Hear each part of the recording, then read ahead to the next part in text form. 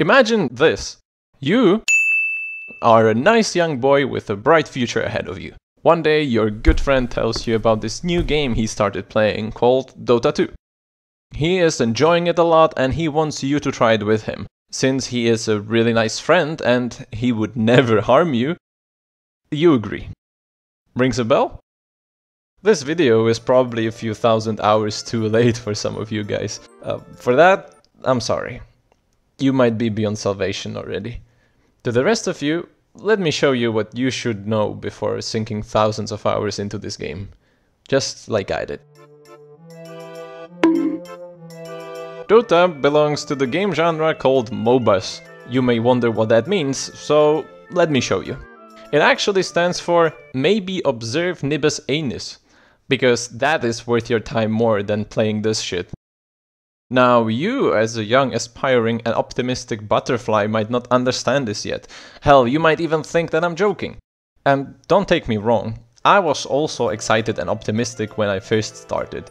So let me elaborate and start with a bit of history. In 2002, a small indie company called Blizzard introduced a new game, Warcraft 3: Reign of Chaos. The modding community quickly got to it and came up with a number of mods, including tower defense, online battle arena and eventually Dota. In the year 2009, Dota All-Stars started getting a lot of commercial popularity. Many titles were sparked from the mod, including the two of the most successful ones to date.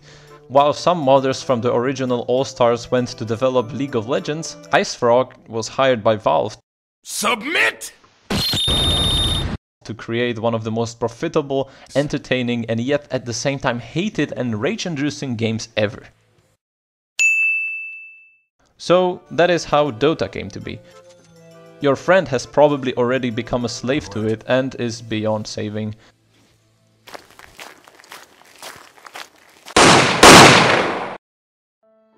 Don't worry, there is nothing we could have done. But there is still hope for you, so let me explain the game a bit more. Every game of Dota starts with picking the right hero that you want to suffer with for the next 40 to 60 minutes. There is plenty to choose from. If you're into bestiality, we have plenty of cuties for you. Each one of them has been polished to balance perfection. Well, okay, you're most likely gonna end up getting killed by the same bullshit over and over again. But we're getting ahead of ourselves. Let's say you picked your waifu. What do you do now? Where do you go? You don't know, but you don't worry, because you have your friend with you, and you're going to support him. Whatever that might mean.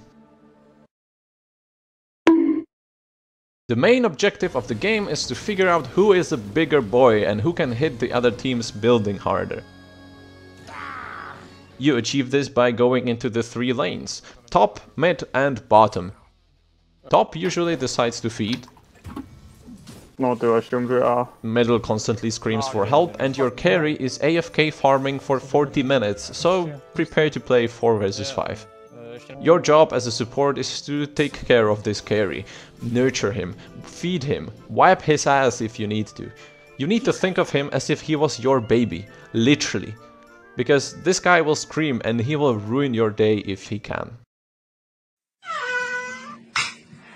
Now, don't let the game lie to you. This is not 5 vs 5, but actually you against 9 others, as you will feel that the world is against you.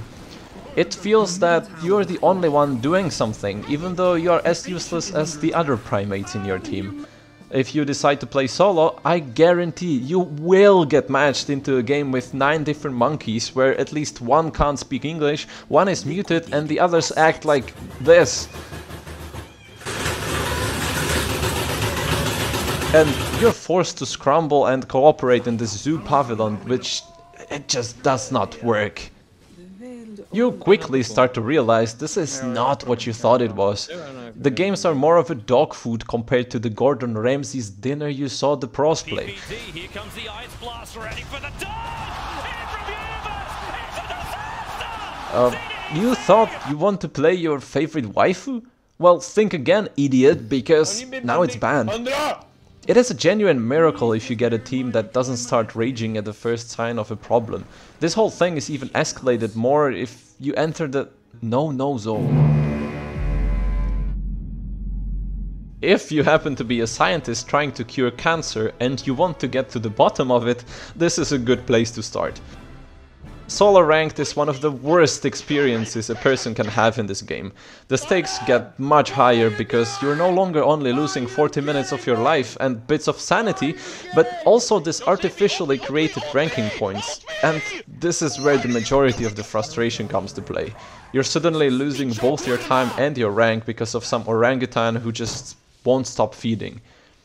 Solo ranked can change even the most beautiful butterfly into a drug addict. Trust me, soon enough you yourself might feel your own sanity slipping away, and suddenly the thought of running down the mid lane and screaming GG and starts to make sense more and more. That is if you're playing solo. Dota comes with a secret game mode. Yes, you can also play with your friends and lose them in the process. It is not uncommon to start getting frustrated at your own Neanderthals because they're not playing according to your expectations. Many friendships have been ended through the years because of this. Basically, the only time you're having fun is at the beginning, before everyone shuts up and concentrates. Later, only sighs of frustration and calls for help are heard most of the time. And at the end of the game, you just feel tired and fed up. Yet, you queue up for one last game, you degenerate, don't you?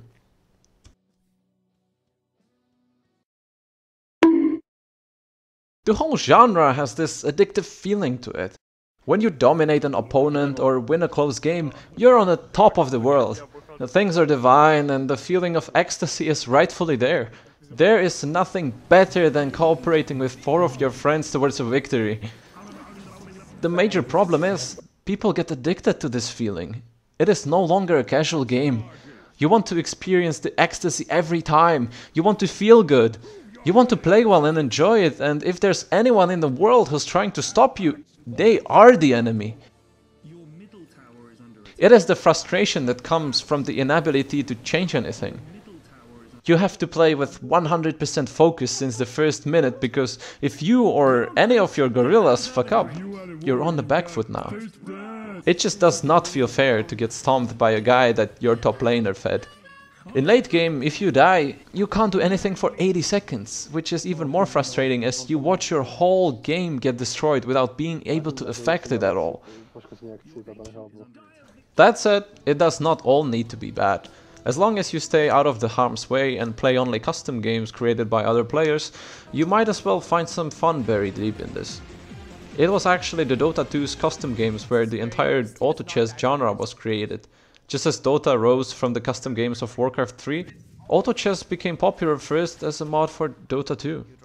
I believe if you are relaxed and careful with the time you spend here, it can be a fun experience. So enjoy it while you can, but for fuck's sake, do not play ranked. It's not worth it. Thanks for finishing the video, and do not forget to check my other masterpieces.